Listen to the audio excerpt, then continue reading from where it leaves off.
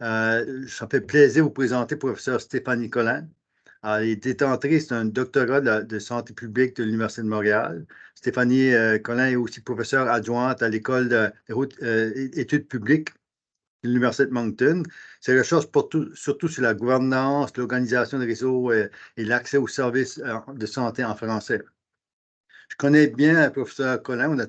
J'ai eu le plaisir de travailler et collaborer ensemble avec ses équipes de recherche sur différents projets. On a encore des projets qui sont en cours. Personnellement, j'ai un grand intérêt pour le recrutement et la rétention de main-d'œuvre. Ça fait partie de notre mission. Nous autres, notre raison d'être, c'est de former des médecins pour répondre aux besoins des communautés et nos citoyens partout dans la province. C'est surtout important ces temps-ci, alors qu'on a une grande pénurie de main-d'œuvre médicale ici, partout dans la province, en fait partout au Canada. Donc, tout ce qu'on peut apprendre ou savoir de plus sur le sujet, ça nous intéresse beaucoup. Donc, sans tarder plus, je vous passe la parole à professeur Collin. Merci beaucoup, Dr. Landry. Je vais vous partager mon écran.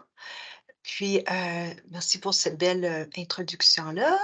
Je pense que tout le monde voit mon écran maintenant. Je suis vraiment ravie d'être là aujourd'hui pour vous présenter quelques résultats de recherche qui touchent vraiment les médecins. Dans le cadre des recherches qu'on mène avec le docteur Landry, on s'intéresse à 2 groupes de professionnels, les médecins puis les infirmières. Mais aujourd'hui, bien évidemment, c'était beaucoup plus pertinent de vous présenter vraiment là, un petit grain de sable dans les connaissances scientifiques, puis dans notre recherche aussi, parce que vraiment, là, on va s'intéresser à un groupe de facteurs qu'on associe à la bureaucratie. Puis je vous expliquerai tantôt comment ça s'est ressorti là, dans notre recherche. Je vais présenter les membres de notre équipe dans quelques secondes, mais c'est une grande fierté pour moi de travailler dans une équipe interdisciplinaire. Euh, c'est la première fois dans ma, somme toute, assez jeune carrière que j'ai vraiment l'occasion de vivre avec, de travailler là, dans le cadre de mon travail, avec de mes recherches, avec des gens qui proviennent de diverses disciplines. Puis, ça me nourrit énormément. C'est une belle recherche qui se poursuit, puis qu'on espère qui va devenir notre programmation de recherche à long terme. Aujourd'hui, euh, on va parler surtout de la rétention. Comment attirer est important, on va le voir, mais retenir les gens dans les organisations de santé, dans les communautés, l'est autant.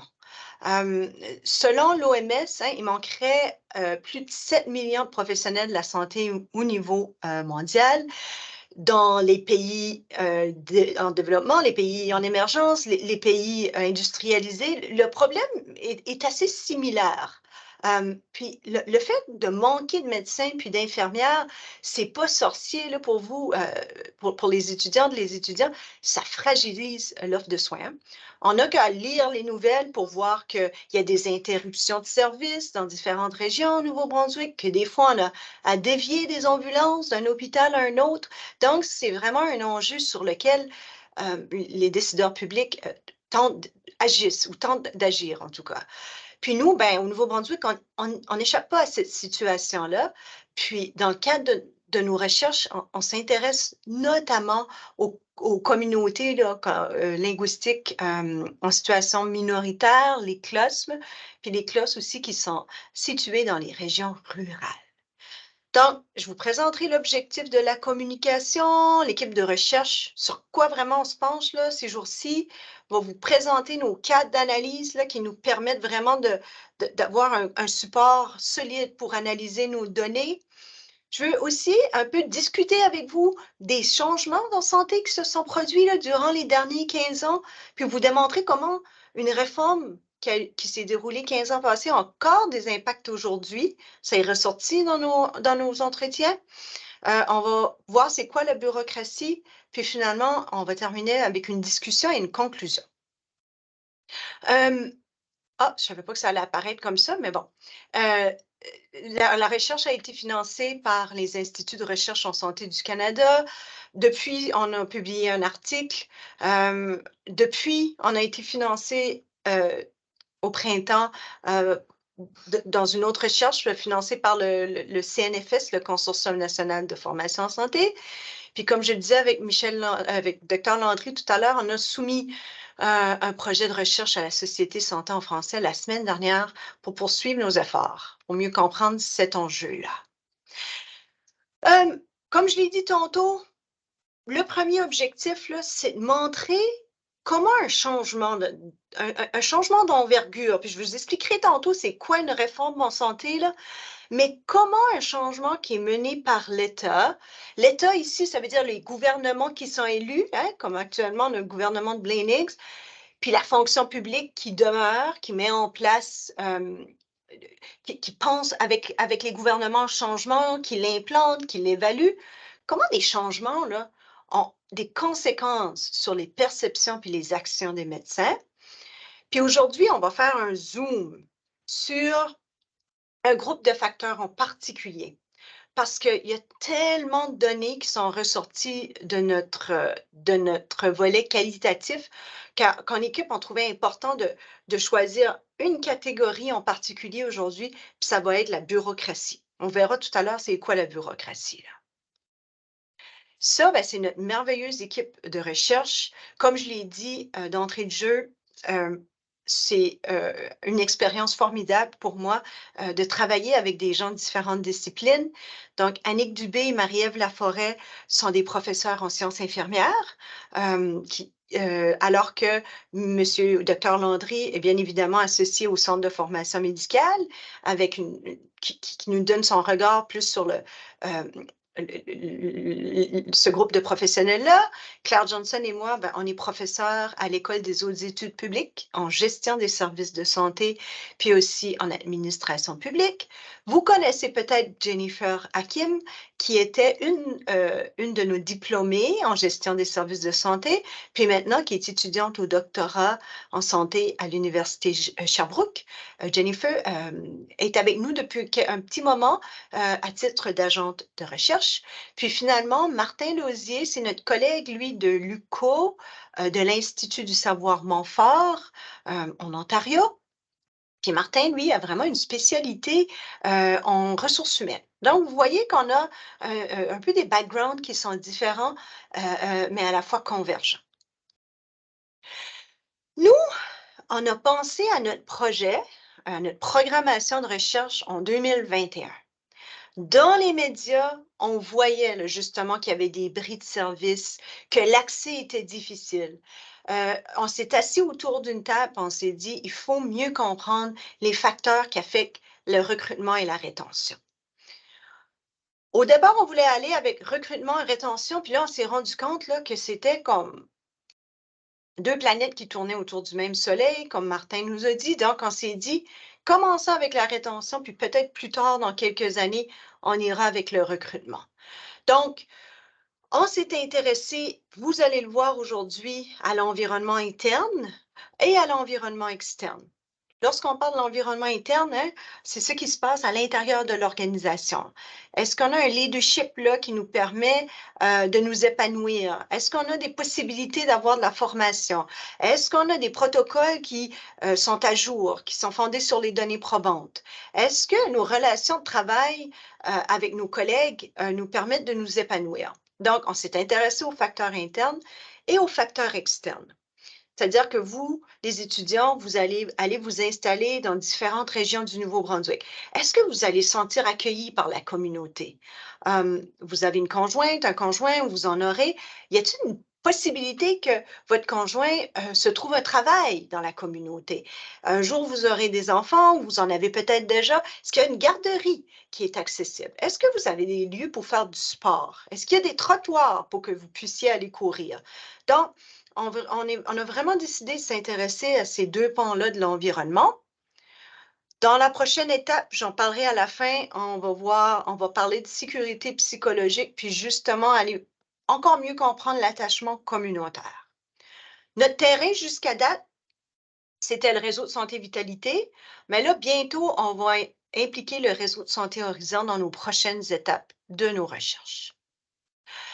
Je vais passer vite la méthodologie parce que je sais que c'est les résultats qui nous intéressent le plus, là, mais on a obtenu notre financement avec les IRSC au printemps 2022. À la suite de notre financement, on a fait notre recherche documentaire, là, à la fois notre revue ou notre état des connaissances scientifiques, on est allé voir tous les documents ou tous les articles de journaux, les autres documents là, gouvernementaux qui traitaient du bien-être, de la rétention des employés ou des professionnels au Nouveau-Brunswick. On a fait 2 groupes de discussion. À l'été 2022, c'est là qu'on a mené nos entretiens semi-directifs. On a eu un succès impressionnant. On a pu interviewer 57 entrevues. Notre collègue Martin Lausier trouvait ça formidable, lui, parce qu'on sortait de la pandémie. On n'était pas sûr si les gens voulaient nous parler, puis les gens ont répondu à l'appel. Donc, 36 infirmières, 21 médecins qu'on a vus. Puis à l'hiver dernier, ben là, on a mené un sondage auprès des gens au réseau de santé vitalité. Puis vous voyez, il y a là aussi un nombre important de personnes qui ont répondu au sondage. Actuellement, en bas à droite, on voit qu'on est encore dans notre analyse des données. C'est long, plus long qu'on le pensait. Puis là, on présente des résultats de recherche dans différents lieux comme aujourd'hui. Pour les personnes qui sont familiers avec les recherches de nature qualitative, là, pour les stagiaires ou les futurs stagiaires qui feront de la recherche qualitative, on sait que quand on mène des entretiens semi-directifs avec des individus comme les médecins dans notre cas, ben, on fait une transcription de ce qu'on nous a dit, puis après, ben, on fait du ménage là-dedans. On crée des codes. Lorsque les gens nous parlent euh, d'intimidation, par exemple, lorsque les gens nous parlent de la conciliation vie-travail, ben, on forme des codes avec ça. Après, ben, on met nos codes dans des grandes catégories. La bureaucratie, c'est une de nos 32 catégories, là. Donc, imaginez l'info qu'on a, les données qu'on a, c'est immense, là. Aujourd'hui, moi, je vais vous présenter une des 32 catégories. Il y en a d'autres qui sont, c'est ça, conciliation vie-travail, intimidation, leadership, formation, puis bureaucratie, pour les gens qui ne savent pas ce que ça veut dire, ben, les mots-clés là-dedans, là, c'est toute la lourdeur. Est-ce qu'on peut prendre des décisions rapides pour mieux servir notre patient? Ou est-ce qu'il faut monter les échelons, monter les paliers hiérarchiques, aller voir différentes personnes avant qu'on puisse mener des changements là, pour le mieux? Donc, souvent, on va utiliser l'expression red tape. Là, il y a trop de red tape. On va dire qu'il y a trop de niveaux hiérarchiques. Euh, Tout est centralisé à un endroit. Donc, on n'a pas de poigne sur les décisions qui nous concernent. Puis tout ça, mais ça fait en sorte qu'on ne sait plus qui est notre patron. Là.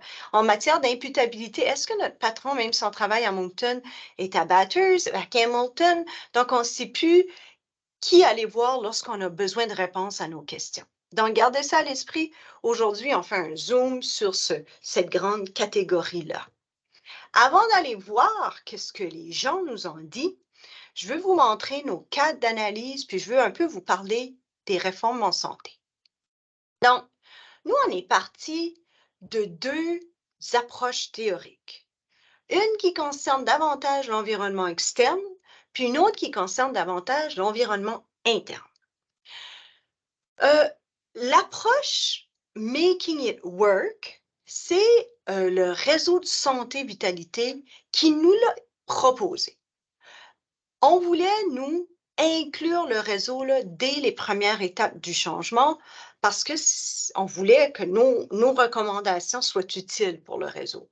Le réseau nous est arrivé, nous, on avait à l'esprit le cadre là, qui s'en vient, l'hôpital magnétique, mais le réseau est arrivé en nous disant, regardez, il y a un membre du conseil d'administration qui a par l'entremise, c'est un médecin que vous connaissez, qui, par l'entremise de ces discussions avec peut-être d'autres provinces, il y a un cadre intéressant qui s'appelle le Making It Work. Vous voyez qui est qui est assez récent, puis pour lequel on a, qu'on a travaillé avec là, dans des régions là, très, très, très rurales là, en Ontario. Donc, le cadre, lui, s'intéresse, comme vous le voyez ici, là, à trois aspects là, qui concernent surtout les médecins. La planification, la rétention et le recrutement. Ce qu'on trouvait intéressant avec ce cadre-là, là, c'est qu'il touchait beaucoup les communautés. Hein? L'engagement des communautés, le soutien à la famille, la population. Comment est-ce qu'on fait pour évaluer les besoins en santé de la population? Comment est-ce qu'on aligne nos services avec ces besoins-là? Donc, ce cadre-là, on a décidé avec plaisir de l'utiliser, mais de l'utiliser surtout pour voir quels facteurs de l'environnement externe influençaient la rétention. Puis ce qui était intéressant, c'est que la plupart des recherches qui avaient été menées, en tout cas en Ontario, là, l'utilisaient surtout pour savoir qu'est-ce qui se passait au niveau des médecins. Il y avait un cadre qui touchait l'environnement interne des organisations, puis qui s'appelait le Magnet Hospital, qui existe depuis un bon moment, là, vous voyez, des années 80 aux États-Unis, puis qui était souvent mobilisé pour voir qu'est-ce qui se passait avec des hôpitaux qui étaient capables de retenir les infirmières puis les infirmiers. Les chercheurs se questionnaient parce qu'aux États-Unis, ils s'apercevaient qu'il y a des organisations qui étaient très, très bonnes pour retenir les infirmières et qui étaient magnétiques, alors que d'autres faisaient très mal. Puis là, on est arrivé avec un cadre avec différents groupes de facteurs comme le leadership transformationnel. Est-ce que moi, je sens que j'ai un appui de mes superviseurs? Est-ce que je sens qu'on m'écoute? Est-ce que, par exemple, je peux innover, tenter des pratiques innovantes? Est-ce que, encore une fois, les protocoles sont à jour, et cetera? Donc, un cadre, celui-ci qui est plus axé sur l'environnement interne, puis le Making It Work que je viens de vous présenter, qui est un peu plus axé sur l'environnement externe. Ça nous mène aux réformes. Moi, les réformes, c'est mon dada. Donc, je voulais, puis ça m'a surpris parce qu'une réforme en santé, vous allez voir, c'est très, très, très macro. Hein? C'est un gouvernement avec une administration publique qui réfléchit, mais 15 ans plus tard, on voit que ça a des impacts sur les médecins. Pour les étudiants qui ne savent pas c'est quoi une réforme des systèmes de santé, là, ben, je voulais ici vous présenter, ma foi, une image qui, pour moi, décrit bien une réforme, là. Puis c'est un tsunami, hein. J'aurais pu mettre une genre d'explosion ou, quelque chose de très fort, là. Parce qu'une réforme, là, structurelle, en tout cas, à cette heure, il y a différentes manières d'imaginer les réformes. On est souvent maintenant plus axé sur des changements peut-être, incrémentaux, plus pour renforcer les capacités. Mais les réformes structurelles comme celles dont il sera question dans quelques secondes sont des réformes là, qui font mal, qui bouleversent, qui sont à grande échelle. C'est-à-dire que ça implique différents niveaux dans le système de santé, différents groupes de professionnels et d'acteurs pour vraiment changer un état des choses. Donc, tu sais, ramener une forme meilleure, ça veut dire améliorer, faire mieux, faire différemment pour atteindre nos objectifs. Euh, Elle est volontaire, la réforme, là. Ça veut dire qu'à un moment donné, il y a des gens, par exemple, au sein d'un ministère de la Santé qui va dire on ne peut plus continuer de même, là. Si on continue de la même façon, là, on va foncer dans un mur. Donc, on va tenter d'améliorer les choses. Donc, c'est volontaire. Puis habituellement, on présente un plan qui est associé à notre réforme. Les transformations sociales sont souvent oubliées lorsqu'on implante une réforme. Une réforme implique qu'il y a des relations entre organisations puis entre individus qui vont être, qui qui vont être, changés.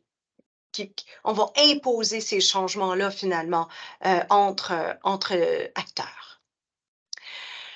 Hem, les gens qui s'intéressent, qui sont curieux, qui sont impliqués dans le système de santé, hein, je pense à Dr. Landry, Dr. Scofield, hey, pourraient vous expliquer la réforme, l'ont vécu, euh, puis seront probablement d'accord lorsque je vous partagerai qu'est-ce que les gens nous ont dit tout à l'heure.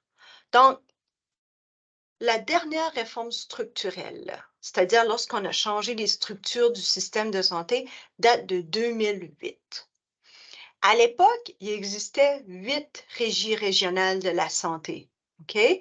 4 régies régionales de la santé qui ont été fusionnées en deux.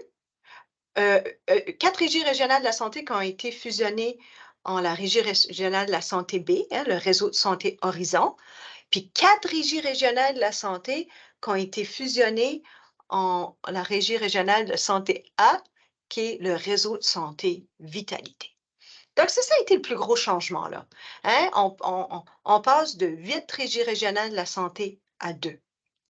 À l'époque, je ne reviendrai pas là-dessus parce que ça peut vraiment semer la confusion, puis il y a eu beaucoup de changements depuis 2008, mais on a modifié ce qu'on appelle la gouvernance des régies régionales de la santé.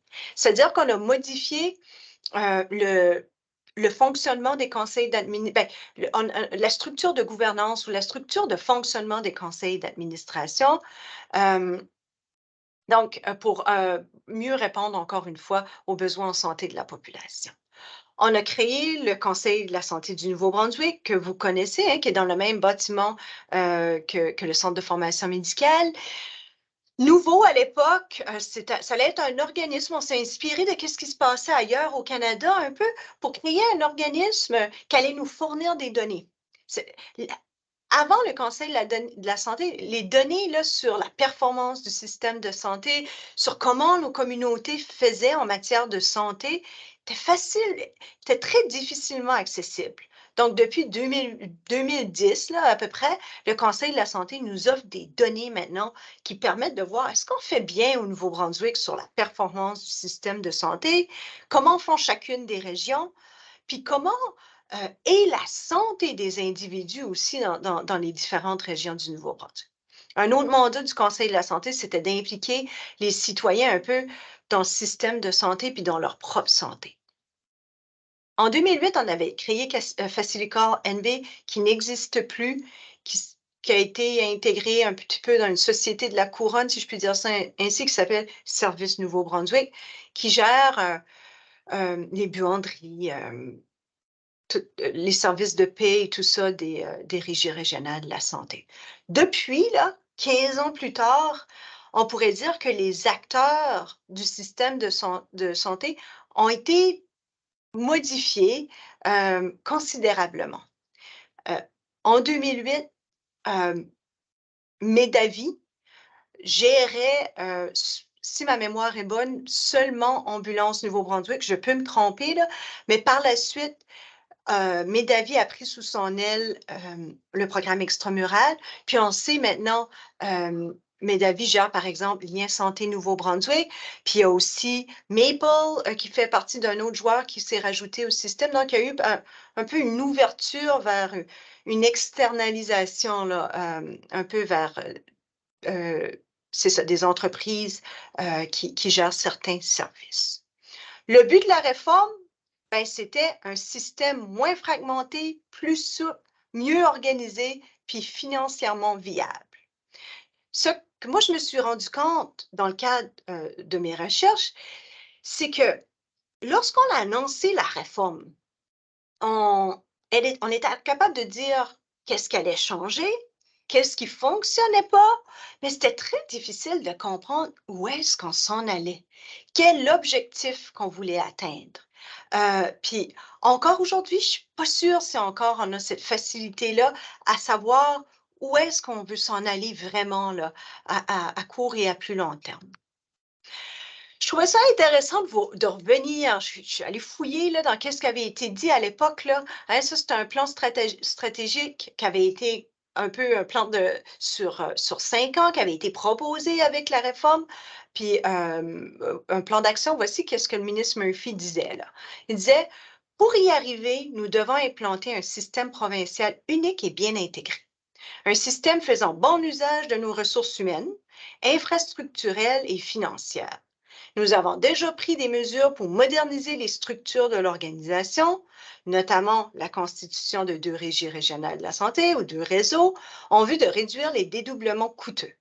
À présent, nous devons mettre l'accent sur l'aspect clinique des soins de santé, là où le nouveau plan de santé prend tout son sens. Donc, on constate que le fait d'être deux régies régionales de la santé, au lieu d'être 8 assis autour d'une table, ça a effectivement permis, en tout cas durant un certain temps, de contrôler l'augmentation des dépenses. Puis je crois que ça, il ne faut pas se le cacher, là, c'était un but de la réforme. Hein, les dépenses augmentaient année après année au niveau du système de santé. Donc, on voulait vraiment contrôler l'augmentation des dépenses, puis on a assez bien réussi. L'autre objectif, c'était d'améliorer l'accès aux services de santé, puis d'améliorer la coordination. Lorsqu'on va voir les données qui sont produites par le Conseil de la santé, là, on n'a pas réussi vraiment à s'améliorer en termes de performance là, globale du système de santé, même s'il se passe des choses très intéressantes là, au niveau, qui sont mises en œuvre actuellement au niveau des réseaux de santé. Depuis la réforme, il y a eu 3 plans stratégiques qu'on appelle. Il y a eu lui, dont je viens de vous présenter, là, de 2008 à 2012. Il y en a eu un autre qui avait été lancé par le gouvernement conservateur qui était là à l'époque, Rebâtir les soins de santé ensemble, 2013 à 2018. Puis lui vous voyez, on a flotté un petit peu dans la province là, en 2018 puis 2021, il n'y avait pas de plan de santé. Mais depuis 2021, la ministre Shepherd de la Santé de l'époque a lancé un plan de santé qui s'appelait Stabiliser ou Stabilisation des soins de santé, un appel à l'action urgente. Donc, un plan de santé dans une province, ben, c'est comme un plan stratégique, hein, c'est-à-dire que tous les acteurs du système de santé devraient s'activer autour de ce plan-là. Puis là, il y en a un actuellement qui touche différents axes d'action, là, puis vous les voyez là, dans l'accès aux chirurgies, par exemple, puis l'accès aux soins de santé primaires. Là, vous allez dire, ben, Stéphanie, c'est quoi le rapport entre qu'est-ce qui s'est passé en 2008, puis qu'est-ce qui se passe avec la rétention actuellement, là? Pourquoi tu fais cette grande histoire-là? Nous, ce qui nous intéresse, c'est 2023. Ben, si je vous montre aujourd'hui toute l'histoire de la bureaucratie ou la catégorie de la bureaucratie, c'est pour vous démontrer que le changement qui a été mis en œuvre en 2008 a encore des conséquences aujourd'hui. Hein? Dans nos entretiens, là, dans ces catégories-là qui touchent la bureaucratie, beaucoup de médecins sont nostalgiques, croient qu'on va revenir avec 8 régies régionales, nous racontent que c'était pas mal plus simple avant. C'est-à-dire que connaissaient mieux avec qui ils devaient faire affaire lorsqu'il y avait un problème à régler. Les médecins, dans le cadre de nos entretiens, euh, ressentent ou nous expriment, pas dans ces mots-là, ben, un sentiment de perte. Il y a un sentiment de perte généralisé dans le système de santé. C'est-à-dire que les régions, par exemple, qui sont au nord de la province, sentent qu'ils sont toujours ou qu'ils perdent toujours. Hein. On leur a enlevé des régies régionales de la santé. Parfois, on veut changer des lits d'hôpitaux pour des lits communautaires, doivent maintenant faire affaire avec une grande régie ou une ancienne grande régie régionale, alors que peut-être à Moncton, ben, on a une perte qui est différente. Auparavant, le siège social de la régie de Moncton était à Georges-Dumont. Donc, les médecins, lorsqu'ils avaient un problème à régler, se rendaient sur tel étage de l'hôpital puis réglaient leurs problèmes. Or là, il y a un sentiment de perte parce qu'on a perdu ce contrôle-là sur les décisions qu'on avait prises. Pour certains, il y a une perte d'identité. Puis là, on n'a pas encore exploré cette perte d'identité-là, mais je ne m'identifie plus comme ma région, mais je dois m'identifier comme un réseau qui est plus grand. Il y a une perte d'identité là qu'on veut explorer encore davantage. Puis ça fait en sorte que dans nos entretiens, ça nous évite de sauter aux yeux qu'il y a comme une culture de méfiance sur laquelle on travaille actuellement, sur laquelle on tente d'agir, mais qui est plutôt généralisée au sein du système de santé. On verra tantôt qu'une culture de méfiance fait en sorte que c'est très difficile d'exercer un leadership. Donc, on se questionne, on se dit, est-ce que les précurseurs de la réforme aurait cru 15 ans plus tard que des médecins qu'on a interviewés nous auraient rapporté ceci? Je ne suis pas certaine. Donc, ça nous fait croire que la réforme, elle avait été peut-être préparée d'une façon en vase clos, puis d'une façon où est-ce qu'on n'avait pas été beaucoup voir les gens. On n'avait pas imaginé qu'est-ce qui allait se passer, puis comment ça allait avoir des répercussions sur les gestes, sur les actions des médecins. Là, j'ai pris quatre bouts de transcription là, que je vous partage aujourd'hui de 4 personnes différentes. Je vais les lire avec vous. La première personne nous a dit: «Si je veux être franc avec ça, là, je dirais que pour avoir vécu différentes étapes dans le système depuis la régionalisation, c'est beaucoup plus difficile. Les structures sont beaucoup plus lourdes, malgré qu'on commence à faire des améliorations progressivement, c'est beaucoup plus difficile à ce niveau-là.» L'autre personne nous a dit: «Je ne sais pas si tu sais comment ça fonctionne maintenant par rapport à avant, mais avant, c'était une organisation pyramidale simple, alors que maintenant, je dépends de madame une telle qui est basée à Bathurst et pour l'autre partie de mon travail, je dépends d'un médecin de Campbellton et les deux ne connaissent rien à mon travail.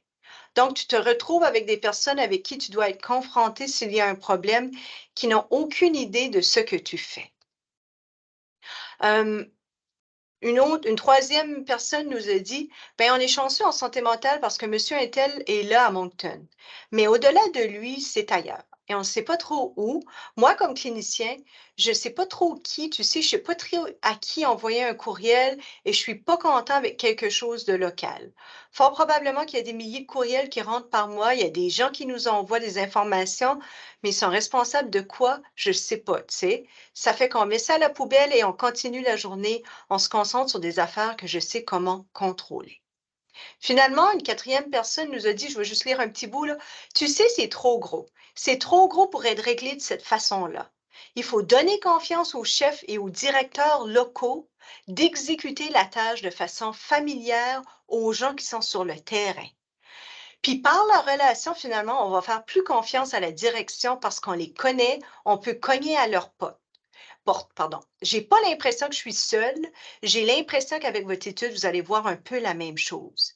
Quand on est capable, par proximité, de cogner à la porte et de s'asseoir avec cette personne-là, écoute, c'est ça le problème. C'est beaucoup plus difficile de dire non à cette personne-là.»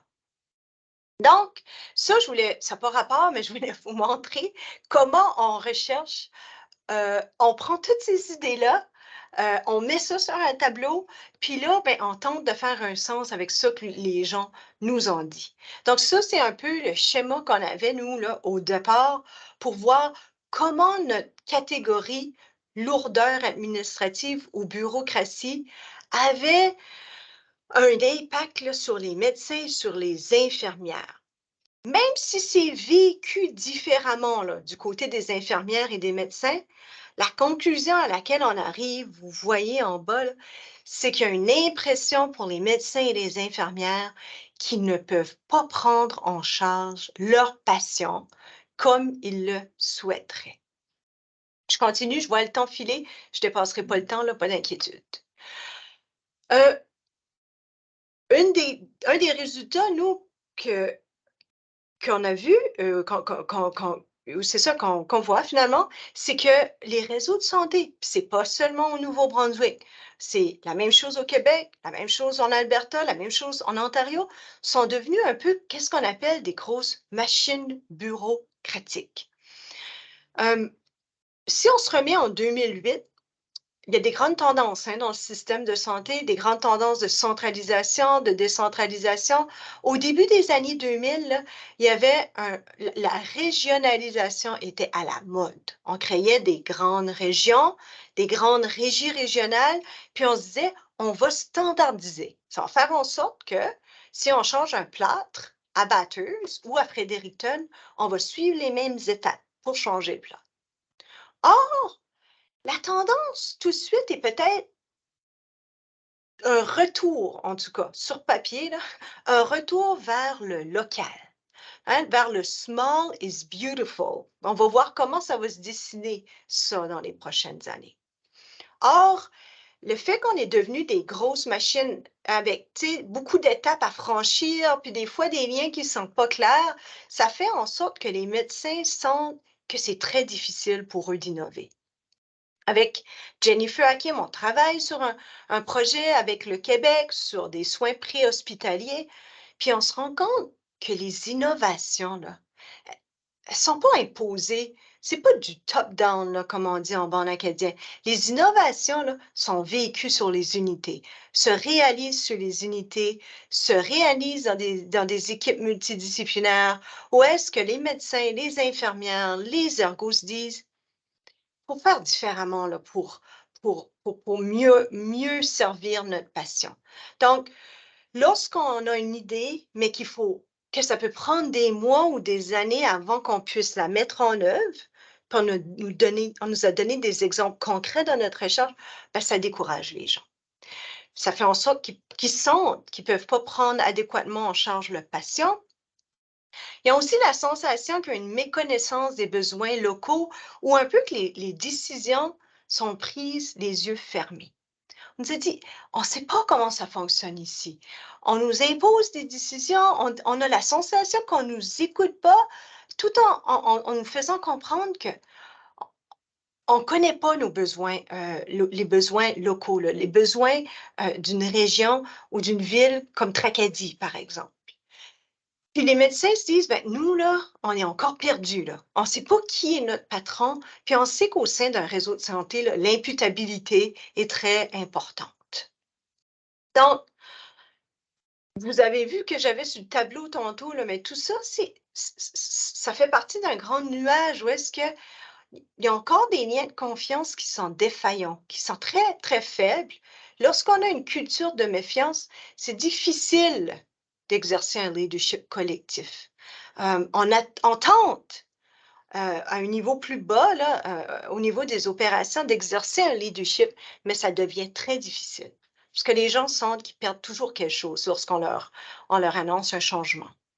J'arrive terminé, il reste 2 diapos. Pour la discussion et la conclusion, l'autonomie des médecins. Hein? Les médecins sont autonomes, ça fait des décennies qu'on le sait, qu'on l'étudie, puis les médecins souhaitent avoir la liberté sur leur pratique, puis la liberté de mettre en œuvre des pratiques innovantes. Donc ça, important dans un réseau, toute cette autonomie des médecins-là. C'est lié à un concept qu'on va explorer davantage dans notre prochaine recherche, qui est la sécurité psychologique, c'est-à-dire la capacité de prendre des risques, la capacité d'innover. Il faut créer des lieux, des équipes où est-ce que c'est possible de prendre des risques, où est-ce que c'est possible de proposer des innovations, que c'est possible de faire différemment, puis il faut encourager ça comme gestionnaire. Lorsqu'on a des équipes où est-ce qu'on peut prendre des risques, notre communication est améliorée, puis ça aurait même un impact sur la sécurité et sur des usagers ou des patients.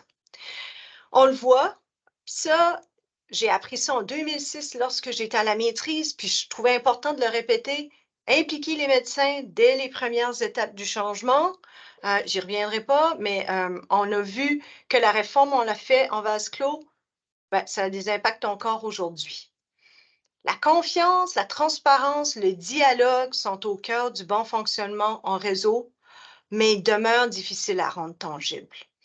Confiance, ça veut dire comment notre confiance, là, elle est un petit peu éparpillée partout dans notre réseau, là.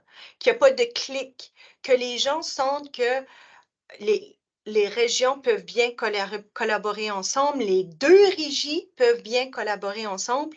Ça ne se fait pas par des changements de structure, hein, bien souvent, c'est plus inné que ça. Ben, à l'époque, Taylor croyait qu'il y avait un One Best Way. Je dis à l'époque, c'est vers la fin des années 1800, vers le début des années 1900, on voulait organiser les boîtes, là, les entreprises, puis il y avait One Best Way. On se rend compte que les médecins dans les différentes régions ou les différentes zones ne fonctionnent pas de la même manière. Hein? On voit qu'à Edmundston, il y a des succès au niveau de l'accès aux chirurgies. On peut s'inspirer, mais parfois, faut prendre en compte les réalités locales également. Donc, le One Best Way, le One Size Fits All, on voit que ça ne fonctionne pas. Le leadership, si on veut explorer ça, comment ça se passe, le leadership, là? Puis c'est là la boîte noire, là. C'est quoi la place des médecins dans le leadership d'un réseau? Il existe différentes formules si on veut l'étudier plus en profondeur. Le recrutement est important, mais la fidélisation, la rétention l'est peut-être encore plus. Il y avait lundi de cette semaine à Halifax une rencontre des premiers ministres du Canada. Puis un des points d'ordre à l'ordre du jour, même si la tarification carbone a un peu pris le dessus sur les discussions, c'était d'avoir des ententes pour faire en sorte que les provinces n'allaient pas jouer des jeux un peu malsains pour recruter les professionnels de la santé. Oui, OK, on peut avoir des ententes comme ça, mais un coup qu'ils sont arrivés chez nous, c'est important de trouver des manières pour qu'ils demeurent chez nous également. Donc ça présente les résultats. Nous, on est à l'étape de faire connaître nos résultats. Tout le monde nous le dit. On tente de les faire connaître de plus en plus. Dans notre prochaine étape, on veut vraiment voir le sentiment d'attachement communautaire.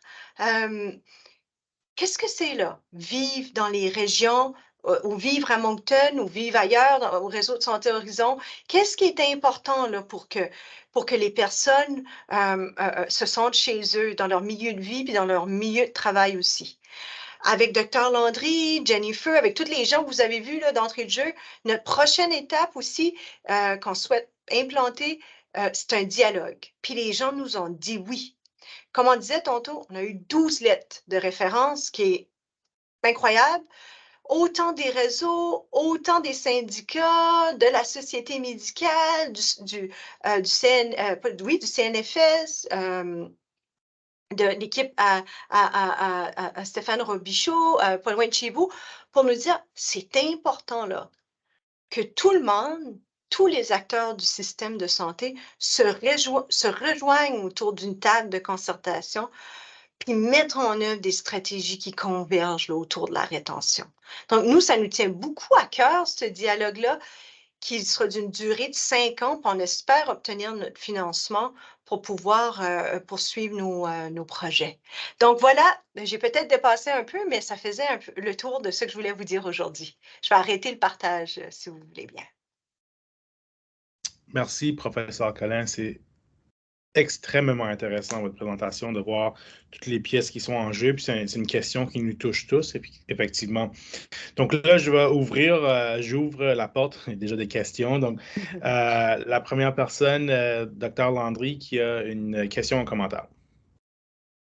Oui, Stéphanie, merci, c'est excellent. J'ai participé, mais je n'ai jamais vu tous les résultats, qu'est-ce qui arrivait avec tous les tableaux. Là. Mais tu as mentionné qu'il y avait eu 30 thèmes qui avaient été ressortis. Oui. Tu as parlé de bureaucratie. Est-ce que c'est parce que c'est la thématique principale qui était ressortie plus souvent? Tu n'as pas fait mention où ça se situait dans l'importance des différentes thématiques? Excellente question, Michel. Je vais vous appeler Michel parce qu'on se connaît bien. Là. C'est la plus importante, une des plus importantes. Là. En regardant là, toutes nos catégories et nos thèmes, là, c'est celle-là où est-ce qu'on avait plus de codes. Donc, c'est pour ça qu'on a voulu s'intéresser à la bureaucratie en premier. Ça peut être surprenant, mais c'est vraiment le thème qui revenait le plus. Les autres, là, je les avais notés, puis j'ai oublié de les dire. Il y avait justement la charge de travail, le climat de travail, la perte de confiance, la conciliation vie-travail, mais c'était effectivement le plus important. Ouais. Merci. Monsieur Scofield. Bon, oui. C'est beau? Vous m'entendez? Oui, oui. Oui. Ben merci. Tu sais que c'est un sujet qui me touche beaucoup à cœur, tout ce dossier-là. Oui. Une couple de questions, puis peut-être une Oui. couple de commentaires, mais je ne vais pas prendre trop de temps. Premièrement, j'ai vu que tu as eu 21 médecins qui ont répondu. Combien qui ont été invités à cette... Juste pour voir un petit peu. Oui, c'est une bonne question, Dr. Scofield. Là, j'ai pas ça du bout des doigts, là. On est allé, je ne sais pas, ça serait une bonne question parce qu'on les a tous notés, hein, combien avaient été invités, là. Est-ce qu'on a lancé ça, nous, puis on a envoyé ça je me souviens plus à quelle personne qui a partagé le message. Nous qui nous ont refusé, mais là, Aurel, j'aurais pas ça sur le bout des doigts, là. Ouais, je suis désolée. Ouais. As-tu aussi la répartition entre les médecins de famille et les spécialistes dans ce groupe-là? Oui, on avait une répartition assez équitable. C'est certain qu'il y avait plus de médecins de famille que de spécialistes, mais on avait un certain nombre de spécialistes. Puis ce qui était intéressant, c'est qu'on avait des gens de chacune des zones également, là. Ouais. Là, on va lancer notre prochaine phase aussi, hein. Donc, on veut vraiment s'intéresser à la sécurité psychologique, là, un thème fort intéressant qui est revenu souvent aux communautés, parce que je sais que Dr. Scofield, ça vous tient aussi à cœur, là, les CLOS, puis les... Donc, si jamais que vous pouvez nous aider à encore continuer à faire connaître notre projet, à faire circuler les invitations, ça serait très bien. Ouais. Peut-être un petit commentaire, peut-être juste en lien avec ça, c'est que je pense qu'il y a, il y a certainement une grosse différence par rapport aux médecins spécialistes puis les médecins de soins de santé primaire. Parce qu'en fait, c'est quasiment comme deux systèmes parallèles là, qui se rejoignent un peu au niveau hospitalier. Mais vraiment, quand tu regardes l'organisation du système, c'est vraiment comme deux systèmes qui sont comme parallèles l'un à l'autre. Puis je pense que, quand tu parles de bureaucratie, là, je pense que l'approche là, pour intervenir dans cette problématique-là est certainement différente quand tu parles à des spécialistes par rapport à des médecins de famille. Et puis je pense que, dans mon point de vue, je pense que l'organisation bureaucratique au niveau des spécialistes, ça prend une certaine gestion centrale à cause que c'est des services spécialisés, à cause des coûts.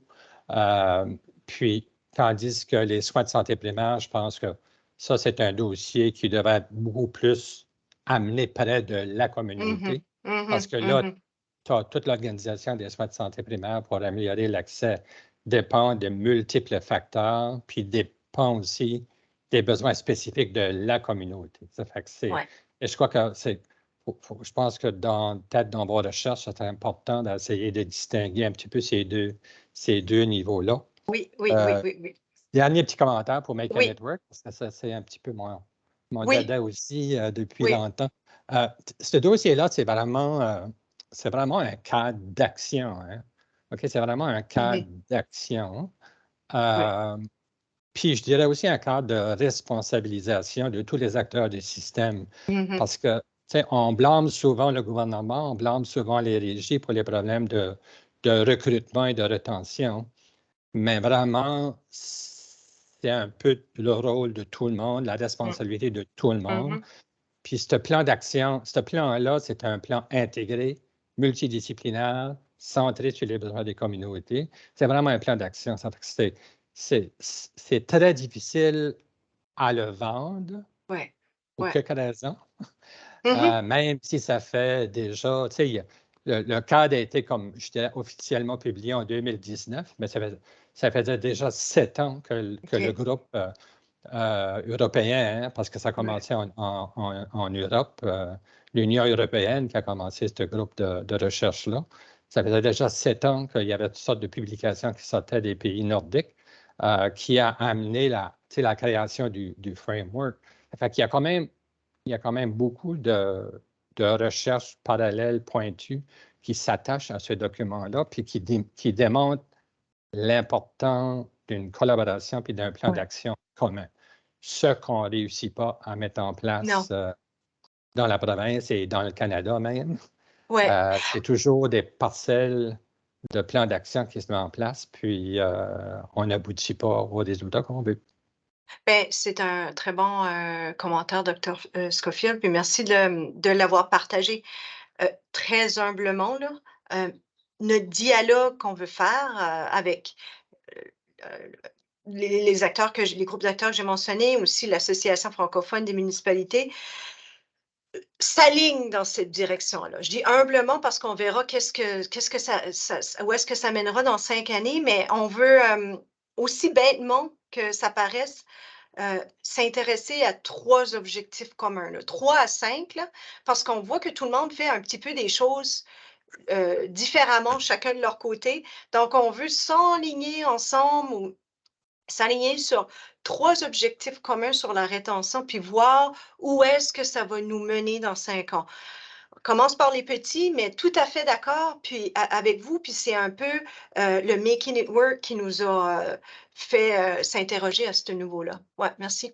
Je vois que Mathieu a une question. Merci beaucoup, Aurel. Ouais. Merci beaucoup, Stéphanie. Fort intéressant. On voit qu'il y a beaucoup de travail qui va là-dedans. Là. Puis je peux juste imaginer comment vous.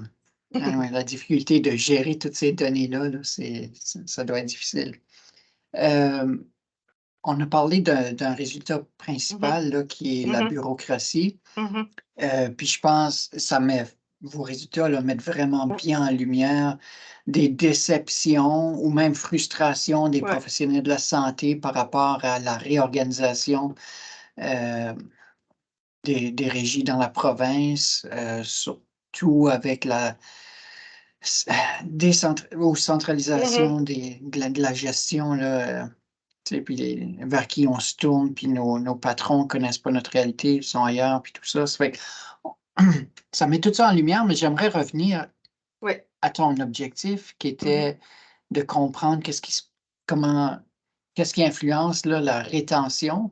C'est pas clair pour moi là, comment on a fait ce lien-là entre rétention puis bureaucratie. Y en a-t-il des participants qui ont parlé que ça influençait leurs intérêts de rester ou qui considéraient aller ailleurs à cause de ces éléments-là? Puis c'est sûr qu'il y a un échantillon de juste du monde qui ont été retenus. Donc, je me demande aussi comment ça peut influencer l'interprétation des résultats. C'est un très bon point, ça, Mathieu. Dans notre sondage, là, on présentait seulement le volet Cali, là. Dans notre sondage, puis c'est Claire Johnson qui s'occupe davantage du sondage, je crois qu'on a une répartition, mais je ne suis pas sûre non plus, de gens qui sont en poste puis des gens qui ont quitté, là. Nous, on a quand même pu aller interviewer quelques personnes qui ont quitté. Puis c'est vrai que là, tu sais, la bureaucratie, c'est très difficile à expliquer tangiblement, là. Puis en relisant mes objectifs ce matin, puis la présentation, j'ai eu le même réflexe que toi, Mathieu. Mais c'est peut-être comment toute cette sensation-là pour les médecins aussi, qu'on a, puis c'est la même chose au Québec, là. Qu'on ne sait pas qu'on a beaucoup de paperasse à remplir, ça revient tout le temps, là. Qu'on a plusieurs personnes à aller voir pour prendre une décision, ça fait en sorte qu'on n'est comme pas. Puis c'était assez noir aujourd'hui, ça c'est une autre affaire que j'ai remarqué, j'ai pas soulevé ben de trucs positifs, là, mais ça a comme un impact sur notre quotidien. C'est comme si le fait que ça soit compliqué, puis il y a la sensation que c'est plus compliqué depuis 2008, là, puis c'est pour ça que je dis, les jeunes ne le ressentent probablement pas, ceux-là qui sont nouveaux là, mais sont pris comme dans un engrenage où est-ce que d'autres personnes peut-être le rappellent comment ça se passait avant. Le fait que ça soit compliqué, ça rend peut-être le quotidien plus difficile. Est-ce que ça a un impact concret sur la rétention moins direct que au niveau des infirmières, où est-ce qu'on nous rapporte d'autres facteurs, l'intimidation au travail, les environnements sains de travail,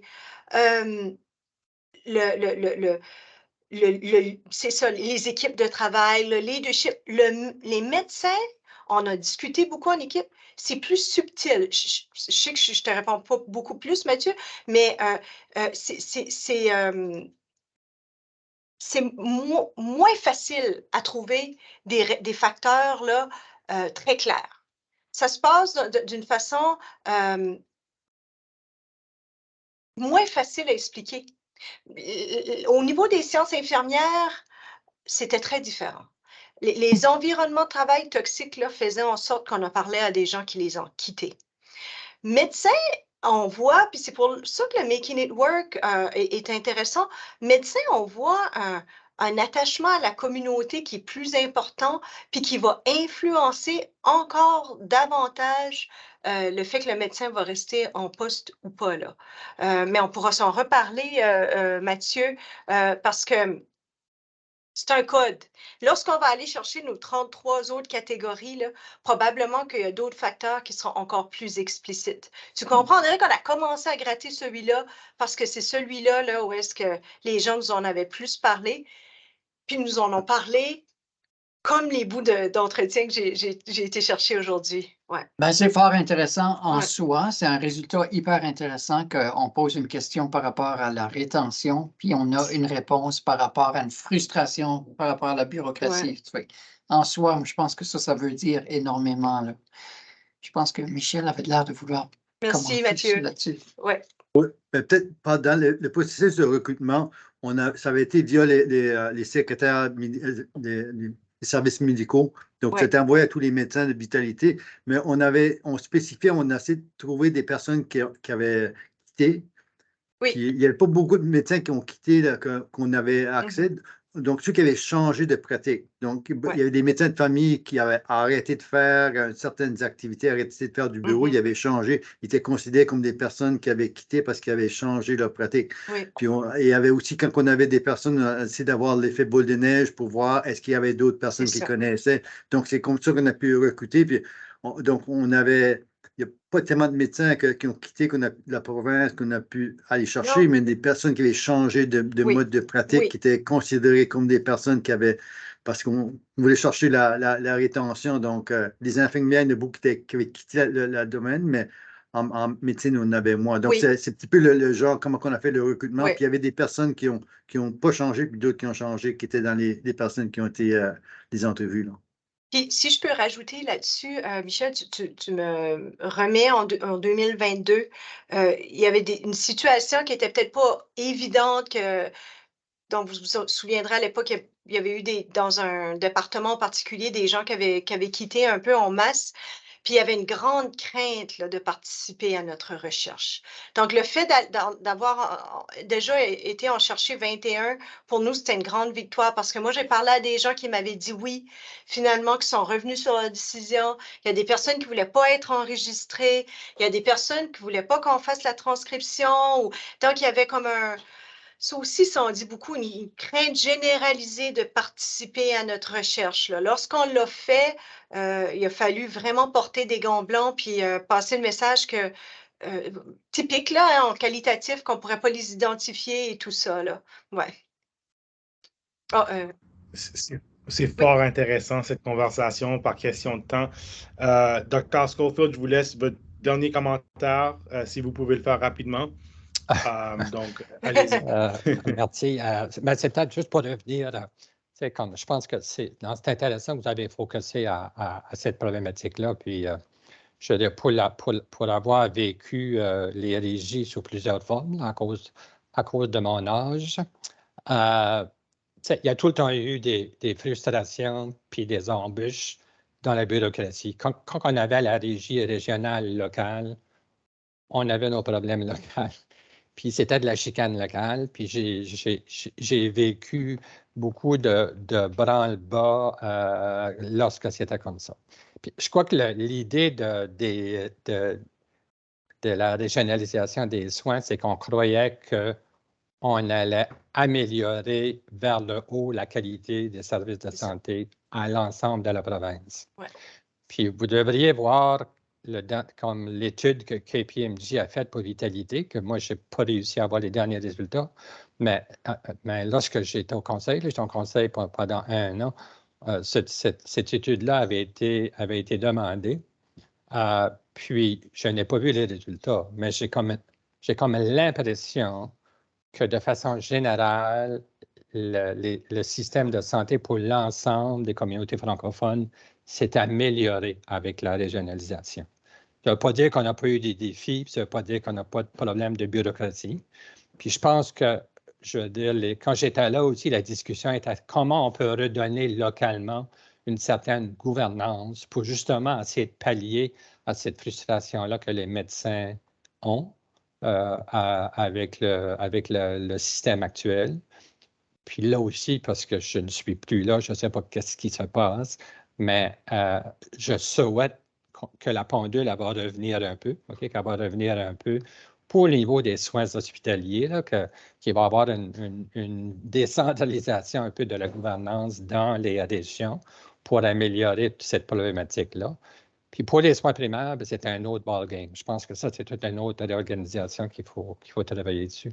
Mais, tu sais, Making It Work, quand on regarde le plan d'action, c'est aussi chacun des plans d'action, là, comme des actions ou des activités qu'elle propose là, c'est chacune de ces activités-là pourra faire un projet de recherche. Parce que c'est tellement multifactoriel là, que vous pourriez faire une carrière à étudier chacun de ces actions-là comme projet de recherche, puis de voir vraiment si ça a un impact. Puis je pense que l'objectif de Make It Work, c'est pour ça qu'on cherchait des équipes qui voulaient prendre le plan et voulaient le travailler avec la communauté sur une longue période pour vraiment voir l'impact de chacune de ces actions-là en termes de résultats réels sur le terrain. Ça fait que... Merci beaucoup pour ce travail-là. Je pense que ça stimule beaucoup de discussions dans un système complexe. Tout à fait. Effectivement. Effectivement, ça stimule des belles discussions, puis je suis certain qu'on pourra continuer à en parler. Comme j'ai dit, par respect du temps, on va s'arrêter là. Professeur Colin, merci beaucoup.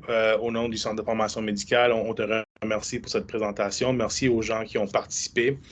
La présentation de professeur Colin va être en ligne, donc vous pouvez la diffuser dans vos réseaux si jamais vous avez besoin. Et ça termine la conférence aujourd'hui. Gardez un œil ouvert pour la prochaine conférence qui devrait arriver au mois de décembre. Mais sinon, encore une fois, professeur Colin, merci beaucoup pour votre temps et votre présentation qui était fort intéressante.